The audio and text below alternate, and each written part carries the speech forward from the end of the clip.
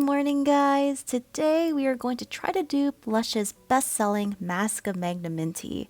This video has a few twists and turns, so if you want to see how this plays out, then please keep watching.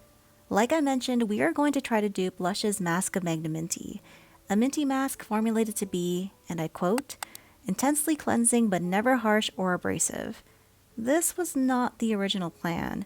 A few days ago, I received the most mouth-watering fragrance oil from Fizz Fairy called White Caramel Cold Brew, and I instantly knew I wanted to use it to dupe Lush's Cup o' Coffee mask. But I needed to get my hands on it first, so Kale and I headed to the mall to grab a jar.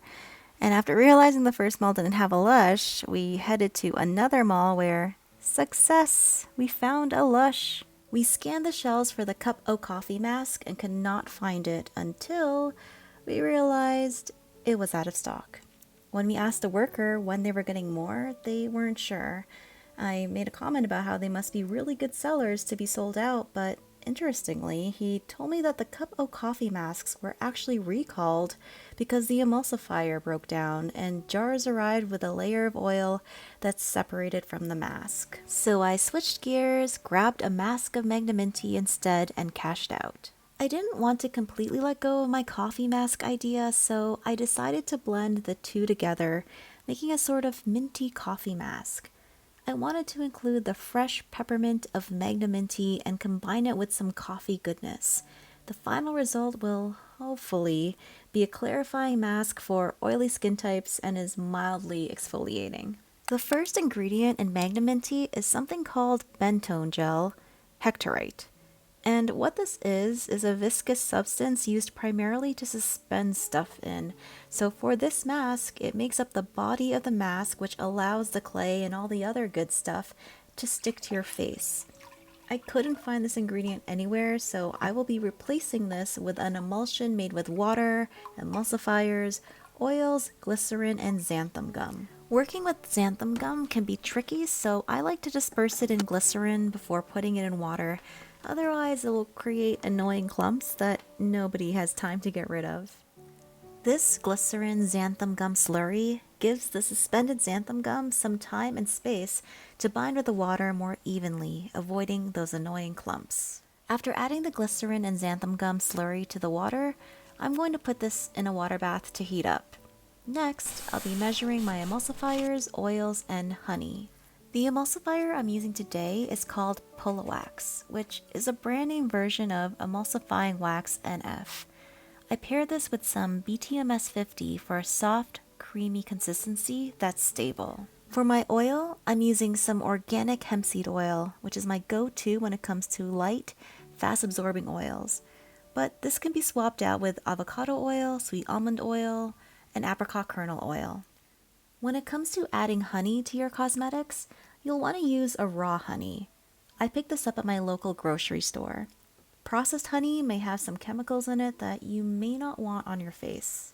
This needs to melt down in a water bath and heat up until it's over 160 degrees Fahrenheit. Once both the water and the oils are at around 160, I will blend them together and create an emulsion.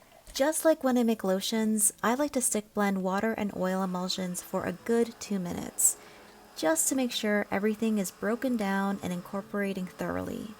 I really dislike when my emulsions separate, and stick blending for a little longer really helps. While the mixture is still warm, we'll add our clays and exfoliant. Magnaminty has this interesting soft green color, which I suspect is from this ingredient here, chlorophyllin.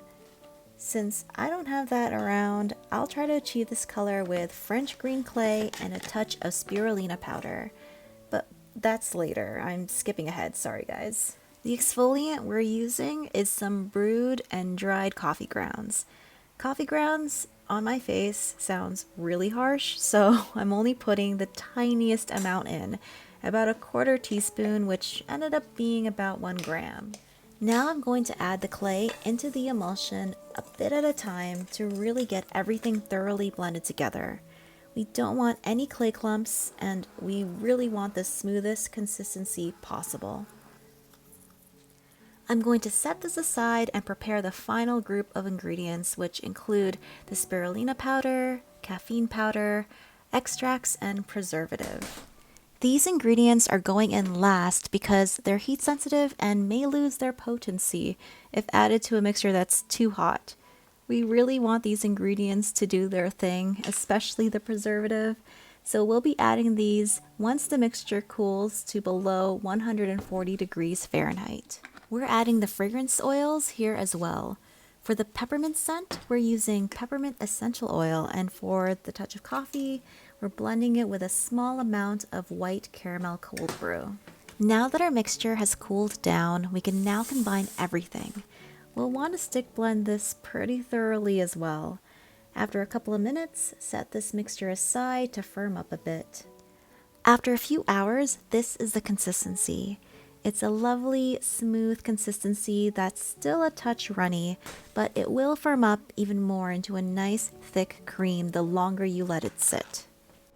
If you look at the two colors here, I think I nailed it. Mask of Magnaminty smells a lot more minty than mine, but mine was a coffee mint mesh more so.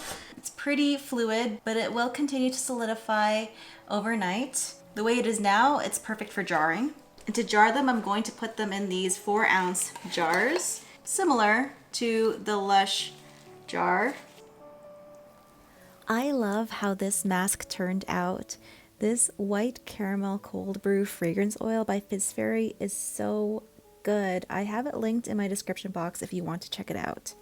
For the full recipe and steps, you can get that on my Patreon. It's become such a cool community of fellow soapers and crafters, and I love interacting with you guys on there. Thank you to all who have supported me and continue to support me through my Patreon. You are all so appreciated, especially my Bubble BFFs, which are all listed here. Join for my recipes, exclusive content, and guaranteed responses from me, and thank you all so much.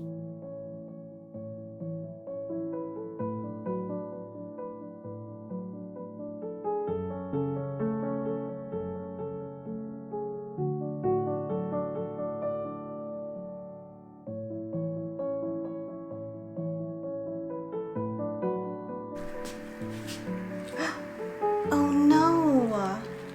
And it's a bummer, but we can fix this.